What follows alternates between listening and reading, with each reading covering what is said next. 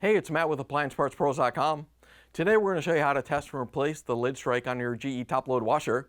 It engages with the lid switch to tell the washer if the lid's closed. If your washer won't spin, the lid strike could be missing or damaged. Some are just a simple strike for the lid switch, while others are made to work with the lid lock. Before we get started, please take a moment to like and subscribe to our channel for more appliance repair videos. Let's jump in and get your washer back into working order. With over 2 million products in stock and the know-how to help you do it yourself, we are AppliancePartsPros.com.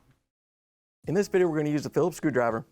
Safety should always come first, so make sure to unplug the washer or turn off the circuit breakers to avoid electrocution. In order to check the lid strike, we have to open up the washer lid. The strike is usually mounted to the lid with a couple of screws.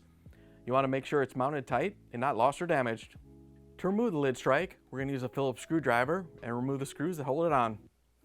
Here's the old lid strike next to the new one. If you already have one of these, great. If not, you can get it at AppliancePartsPros.com.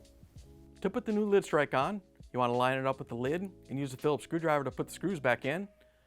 Once you have it installed, you can close the lid, plug the washer back in, take it for a spin. Great job on replacing the lid strike on your GE top-load washer that won't spin. We hope this video guide helped you through the process.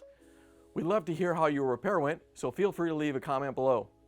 If you still need a new lid strike or any other parts, just have your model number ready and visit AppliancePartsPros.com.